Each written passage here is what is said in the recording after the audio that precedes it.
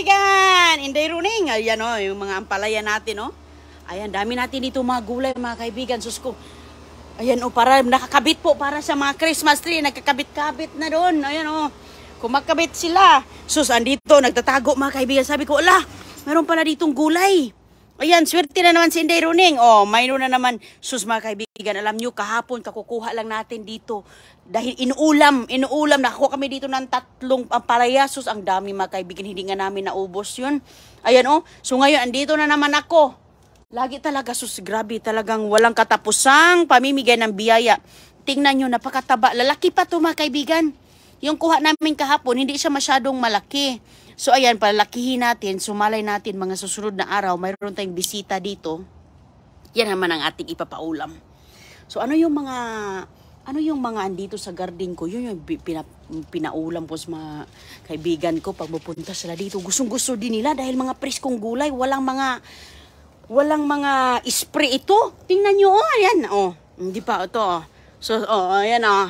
Oh, pira buyag, no? Pira usog sa mga gulay natin, baka ano. Ayan o, mayroon na naman doon. Makikita mo lang, gasus ko, alam nyo, pag magbinta tayo, pwedeng-pwede kasi sanay tayong magbibinta noon ng magulay eh. O, ayan o, mga maliliit pa mga kaibigan o. O, diba? Mayroon pa doon kasunod, ayan. So, sanay na sanay tayo eh. Kaya pwede natin ito, Yusus, alam nyo mga kaibigan, magkano yung 3 pirasong, ang palaya sa tindahan? Malayo pa dito, $4 ang 3 piraso. Tapos, hindi pa ganun kaganda. Meron pang mga itim-itim doon. Kasi pagtyagaan mo na lang dahil minsan wala kang tanim ng palaya, hindi masyadong maraming binibinta, kaya yung mga may itim-itim, hala, pagtyagaan mo na lang talaga kasi gusto mong kumain, di ba? Hiwa-hiwain mo na lang, naalisin yung mga itim-itim ng konti. Hala ka. Ayun mayroong lumalabas. Makikita, ala ka, sana hindi yan maano mamaya. Nahinog na yung iba, pero pinapahinog natin yan, pati ito. Hinahayaan ko lang yan mga kaibigan kasi nagpupunla po tayo. So, habang mayroon tayo dito mga matatanda na mga ampalaya, mga sitaw, ayan mayroon na nga doon, hindi ko nga nakita to ayun hindi ko nakita yan mga kaibigan, malayo. Doon sus ko, nahinog siya, hindi natin nakita. Takot kasi ako ditong ayan kukunin na natin siya. Ayan sus, ang laki niya Kukunin natin dahil maganda itong pangtanim.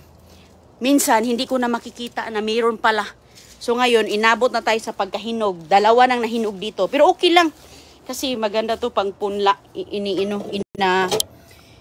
Ayan pinagpunla ko. Ayan. Yung isa, hindi din natin nakita. Okay lang yan. Patuyuin po natin. Patuyuin. Sus mga kaibigan, ang dami kong mga dito. Saan pa yung iba? Sus, nakakatuwa talaga. Ayan mayroon na naman dito. Pira usog sa ating mga gulay. Dahil kahit pa paano, ang dami pong mga bigay. Mayroon pang mga maliliit mga kaibigan. Ayan may mga maliliit pa. Ang ganda kasi ng lupa dito. Ito pa ayun. Ayan. Yung iba dito, medyo mayroon ng mga brown. Dahil yun yung mga matatanda na ba. Ayun. So, normal lang po yan na magkakaroon ng mga brown. Pero hindi magtagal, magpunla ako kapag ready ko na tatanggalin to lahat. Gusto na nga ako magtanim ng ulit ng bago. Ikaso, sunod-sunod pa naman, may mga bulaklak pa Sayang. Punta nga tayo sa likod ng doon natin sa kapitbahay kasi. Yung kapitbahay dito, mabait ito. Siya. Kumakain niya ng gulay. Wala siyang pakialam sa aking mga tanim. Hindi niya pinapakaalaman yung tanim ko. Mabait ito dito Ito ang kapitbahay dito. Mga kaibigan, mabait yan. Wala silang problema. Ayan Hala ka, tingnan nyo nga. Hala ka mga kaibigan. Hala, na-shock na lang ako dito. Hala ka. Hala, mayroon pala dito. Hala, tingnan nyo nga. Kung hindi ako bumunta dito. Hala, thank you Lord sa mga grasya. Thank you Lord. Thank you, Gibla ka. Yan, babalikan natin to mga kaibigan. Tingnan nyo nga. Hala ka, hindi ko nakita. Mayroon pala dito. Hala ka. Pwede na ba ito? Hindi pa to pwede. Medyo maliit pa. Hala mga kaibigan, tingnan nyo nga. Sus ko. Ay, Nalakasos. Papasok ko yan doon para makita natin. Hala ka, tingnan nyo nga naman. Uy, naku po, tingnan nyo, namumulaklak pa, oh. Sus, ito, oh, hindi kailak ka. Mayroon tayo ditong 4 mga kaibigan. Sus, ang dami dito. Hala, hindi ko na-shock ako. Na-surprise talaga ako. Sabi ko, tingnan ko nga doon kasi nga may kumakapit. Hindi man pinapakialaman dito. Mabait man ito sila. Hindi nila pinuputol. Hindi nila pinuputol yung gulay ko. Mabait sila. So, ito mga kaibigan, ipasok. Pero, ipasok natin doon sa loob kasi mayroong... Ayan, oh, may mga maliliit. Sus ko, alam nyo ba? Masurpresa na lang tayo. Yung may grasya pala dito sa loob. Talagang, ano talaga tayo? Sus ko, pag may pupunta dito, gustong-gusto nila ang ampalaya. Oo, super masaya naman. Hala, tinan nyo mga kaibigan, oh. Sus, grabe, pasalamat talaga ako. Alam nyo, magpakabait talaga tayo kasi hindi natin alam. Ang grasya, naghihintay lang pala sa'yo sa likod. Super blessed talaga tayo mga kaibigan. I'm so sus, mga maliit na bagay pero sus, napakalaking bagay na ito. Gustong-gusto talaga ito ng mga kaibigan ko.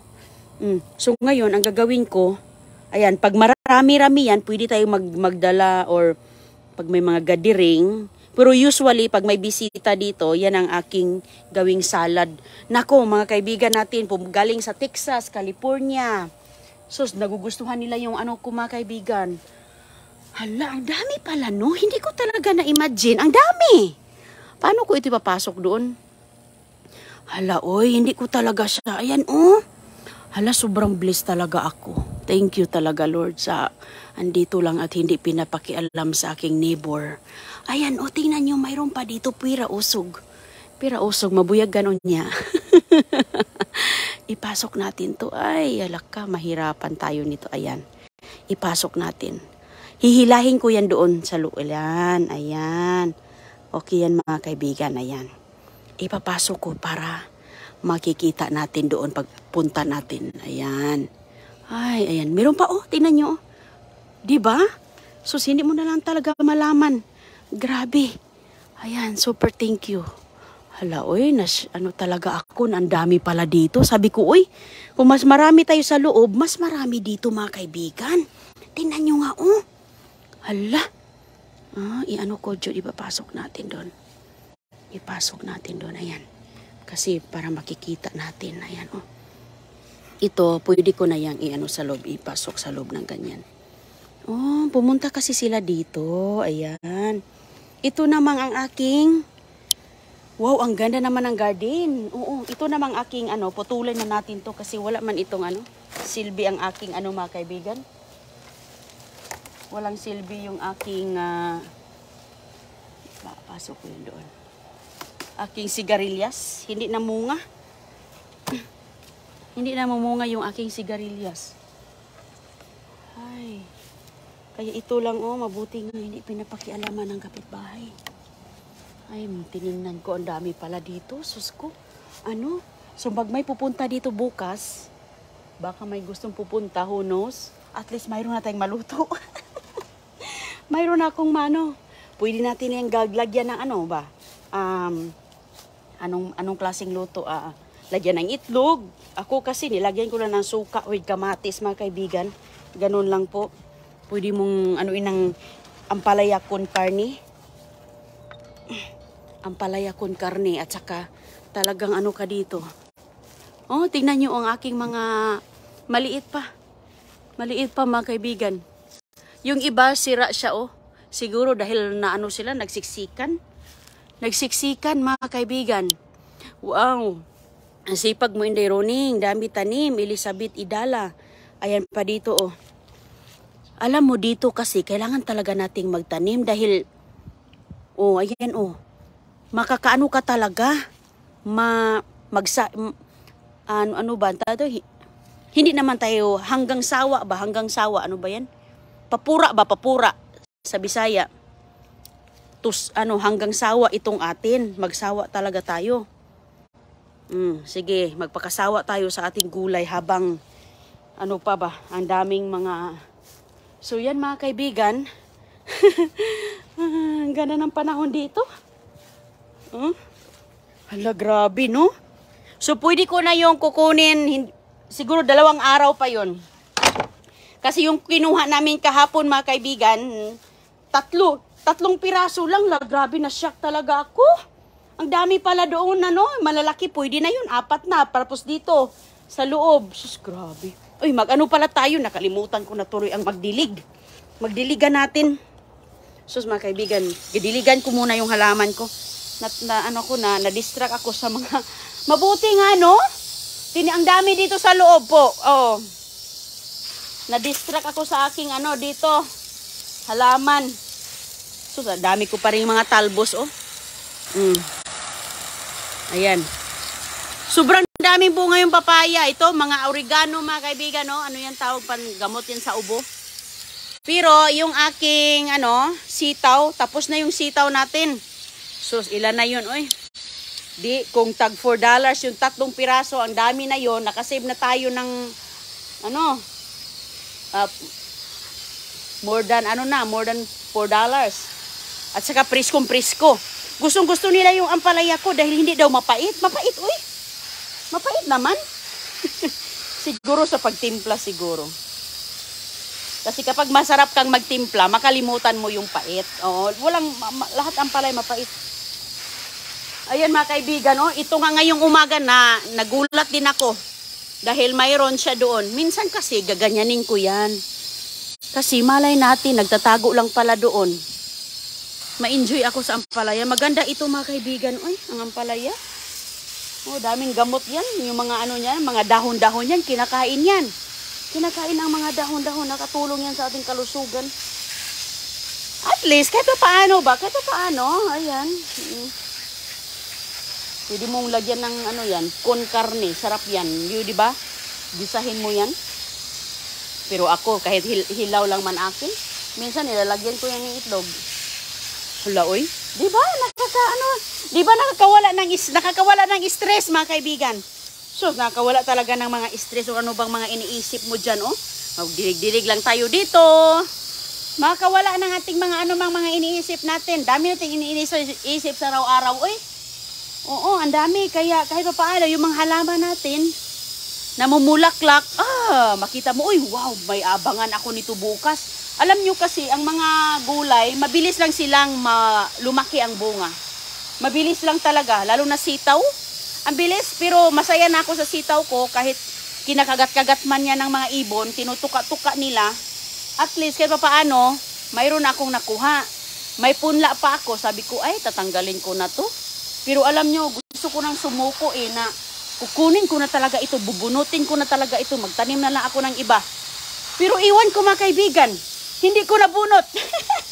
Hindi ko binunot. Di ba nakikita nyo yun na nagluluto kami kahapon yung sitaw? At saka nung nakaraan, ang dami kong niluto na mga sitaw.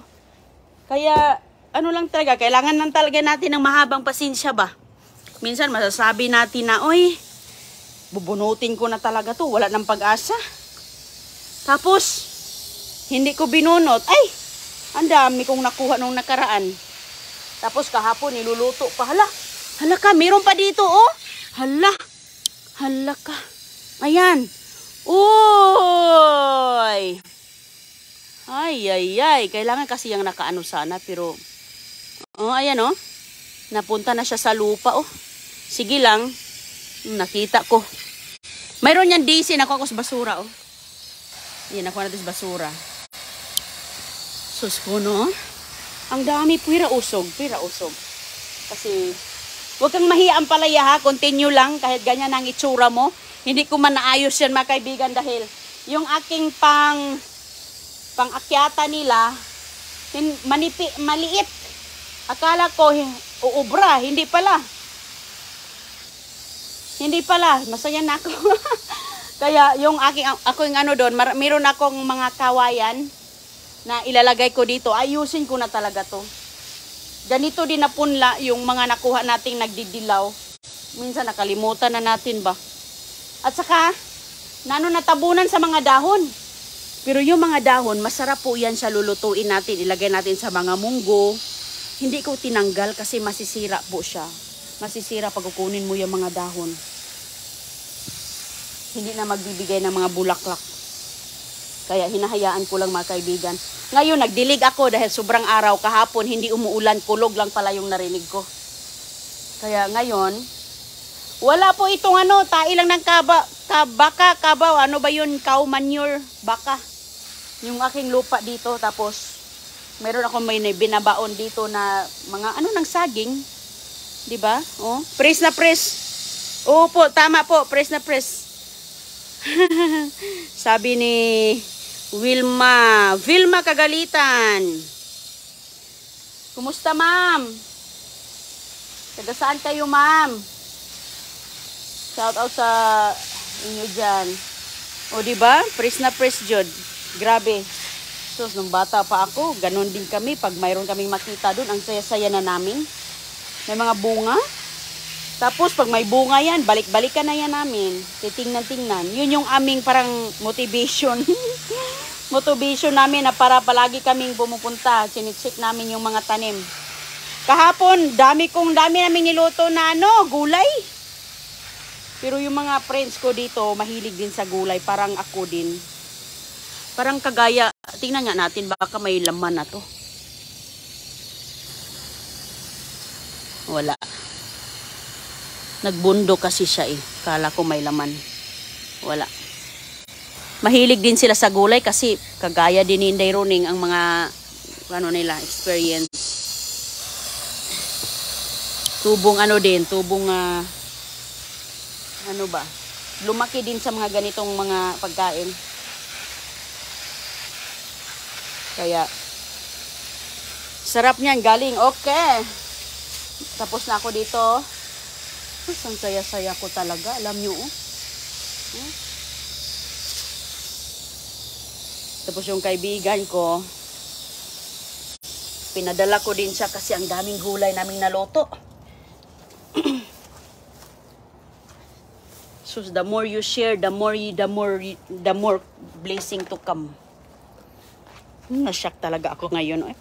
Hintay na lang ako dito pag may tumawag sa akin. Punta ako dyan, Inday. Magluto tayo. Ako, wala man akong problema. Wala akong problema pag wala lang akong ginagawa. Pero pag may sabihin ko, hindi, busy ako ngayon. May ginagawa ako, dami kong gawain. Kasi minsan, naglalaba ako, naglilinis, simple. Pero pag wala, pwede. Pwede, kaya yan. Si Junior natulog, mga kaibigan, kaya tayo ay nakapag, sa labas. Nakapagdilig. Ingat po kayong lahat, ha? Maghugas muna ako dito ng plato. Maghugas muna si Inday Roning ng plato at magkita tayo mamaya kasi nakatulog na si CJ. Maraming salamat po. Shout out sa mga kaibigan natin, ni Annalisa Woods. Kumusta, ma'am? Tagasan kayo? Ito, may kaibigan, meron pa akong itatanim dito. Ito ang itatanim ko. Tingnan nyo, pinaugat ko muna. Ayan yung aking mga pampataba. Kahit anong mga balat-balat dito, nilalagay ko siya. Dahil, mamaya, ko na to, pwede na to siyang itanim. Sibuyas. Magtanim ako ng sibuyas. So, maghugas muna ako ng plato. Easter Villinia. Natulog si CJ kasi kaya, alam nyo, masarap pag natulog ang bata, matulog ka daw. Paano naman, wala namang gagawa doon. Paghayaan ko lang yung mga pananim ko doon. Walang mangyayari, mga kaibigan. Matutuyo na. So, magkita na tayo mamaya, ha? Thank you so much. God bless po.